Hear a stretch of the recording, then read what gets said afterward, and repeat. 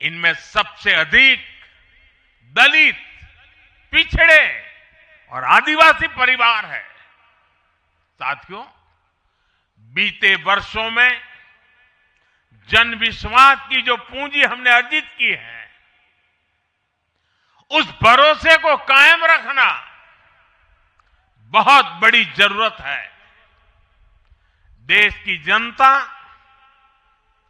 2047 तक विकसित भारत बनाने के लिए संकल्पित है।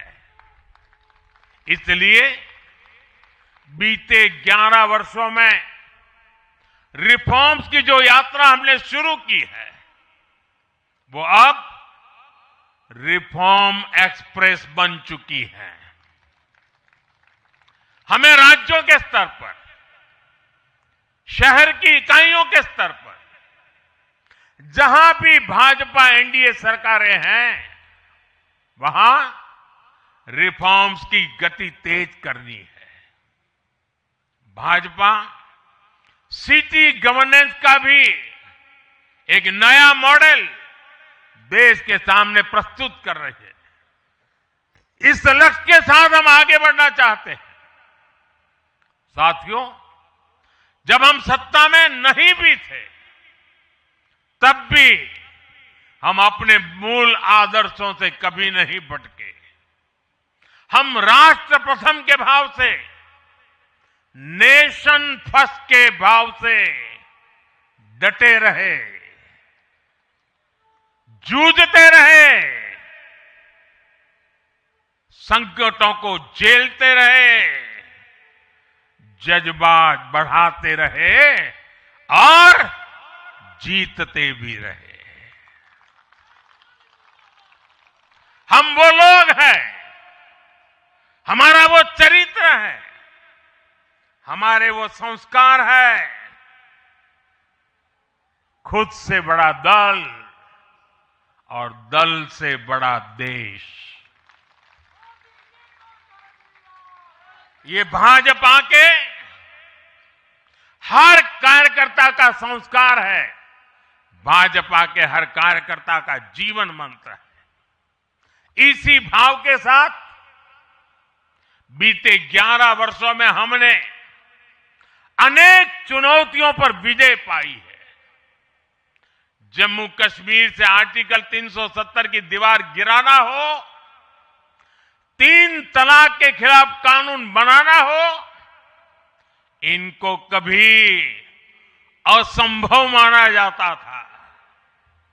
आज ये हकीकत बन चुके हैं।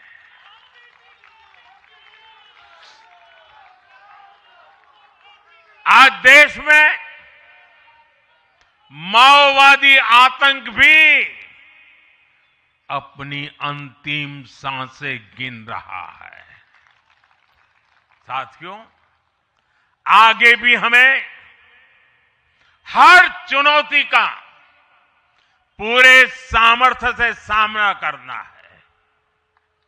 आज देश के सामने एक बहुत बड़ी चुनौती घुसपैठियों की है, आबादी के असंतुलन की है।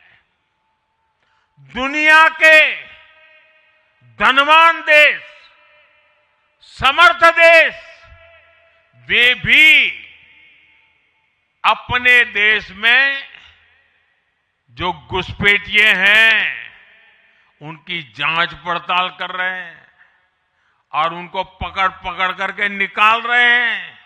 और दुनिया उनको पूछती नहीं है कि तुम घुसपैठियों को क्यों निकाल रहे हो। तुम तो लोकतंत्र का झंडा लेकर के घूम रहे थे, तुम तो पूरे दुनिया के नवाब बन के बैठे थे, क्यों निकाल रहे हो। दुनिया में कोई अपने देश में घुसपैठियों को स्वीकार नहीं करता। भारत भी घुसपैठियों को अपने गरीबों, हमारे नौजवानों के हक कभी भी लूटने नहीं दे सकता। घुसपैठिए देश की सुरक्षा के लिए बहुत बड़ा खतरा है। उनकी पहचान करके उन्हें वापस उनके देश भेजना बहुत आवश्यक है।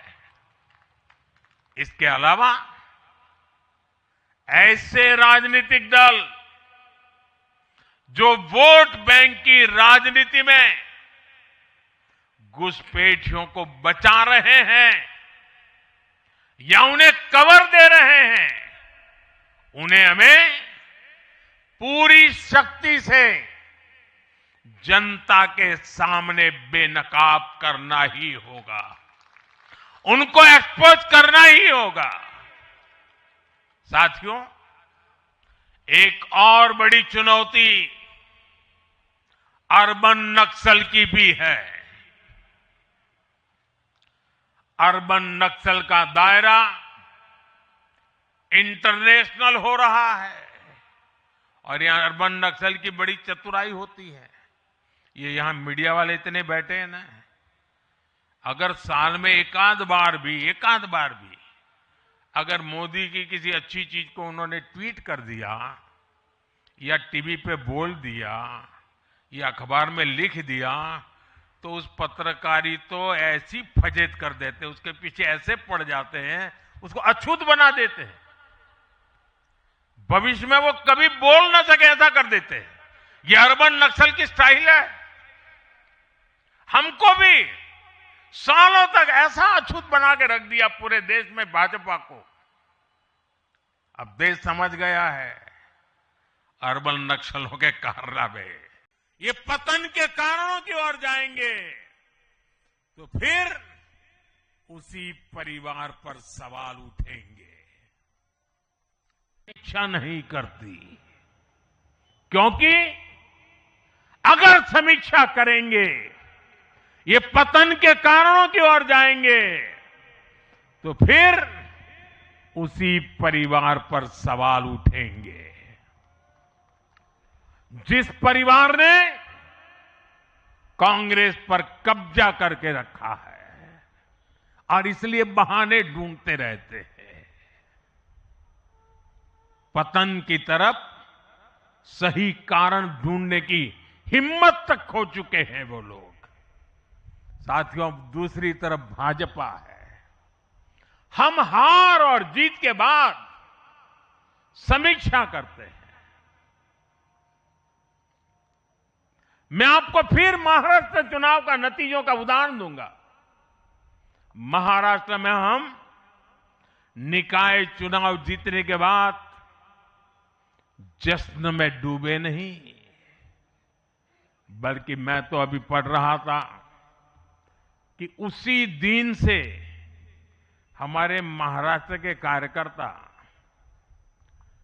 आने वाले पंचायत के चुनावों की तैयारियों के लिए बैठक शुरू कर दी थी। मुझे याद है 2002 में हमने भव्य विजय प्राप्त किया गुजरात में। चारों तरफ आनंद उत्सव का माहौल था, देश भरिया का मीडिया भी वहां मौजूद था। अर्बन नक्सल तो बड़ी संख्या में आए थे। वो बेचारे मेरे पराजय का जश्न मनाना चाहते थे, तो वो ढूंढ रहे थे सारी चीजें, और मैं एक मीटिंग में बैठा था तो उनको बड़ा आश्चर्य हुआ कि इतना जलसा चल रहा है और ये कैसा मुख्यमंत्री है जो आज चुनाव नतीजे आए हैं और बैठा है। और मैं क्या कर रहा था, मैं कार्यालय में मीटिंग ले रहा था और मैंने पूछा, अच्छा बताओ भाई इतनी हार क्यों गए?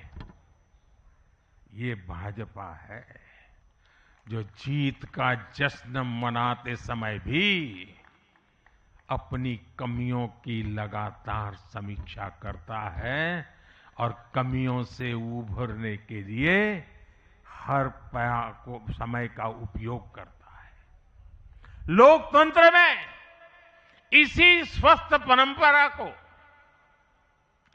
इसी डेडिकेशन को हम सब कार्यकर्ताओं की जिम्मेवारी है, हमें आगे बढ़ाना है।